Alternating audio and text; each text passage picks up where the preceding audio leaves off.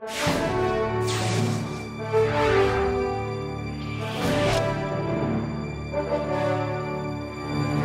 프로그램은 코로나19의 위기 속에 모든 대구교회가 한마음으로 회복되기를 바라는 뜻에서 알파를 첫머리로 시작하는 아가페부터 시작해 오메가까지 24가지 회복과 25번째 다시 알파를 첫머리로 하는 부활로 시작하므로 새로운 시작을 하게 되기를 소망하며 제작되었습니다.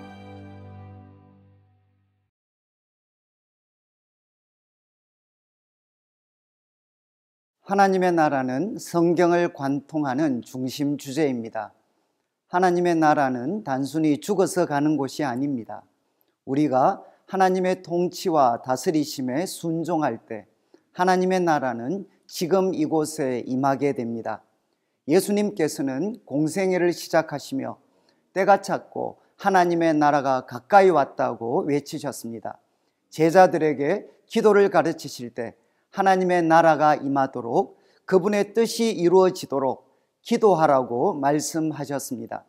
세상 속에서 무엇을 먹을까 마실까 염려하는 대신 하나님의 나라와 그 의를 구하라고 말씀하셨습니다.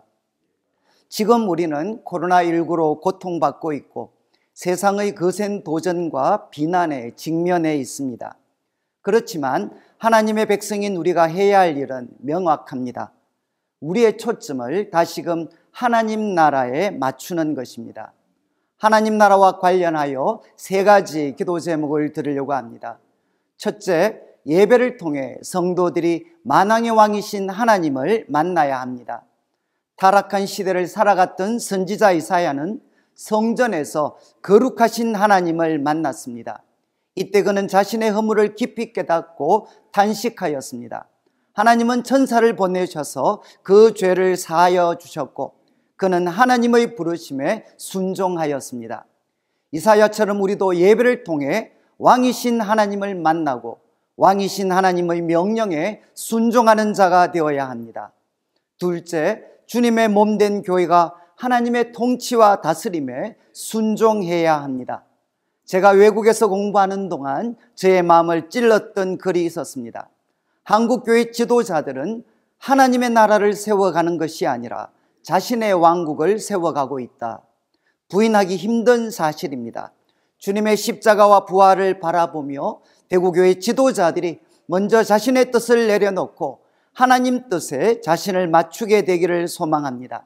셋째, 성도들은 삶의 모든 영역에서 하나님의 통치에 순종해야 합니다. 가정에서 하나님의 다스림에 순종할 때 그곳은 천국이 됩니다. 일터에서도 무슨 일을 하든지 마음을 죽게 하듯 해야 합니다. 직장과 관공서에 다니엘과 요셉 같은 하나님의 사람이 일어나면 대구는 하나님이 다스리시는 거룩한 도시가 됩니다. 이번 부활절 연합예배를 통하여 대구 지역 모든 교회와 성도들이 하나님의 통치와 다스림에 순종하여 대구 땅에 하나님의 나라가 겨자씨처럼 성장하고 누룩처럼 퍼져나가게 되기를 주님의 이름으로 축원합니다.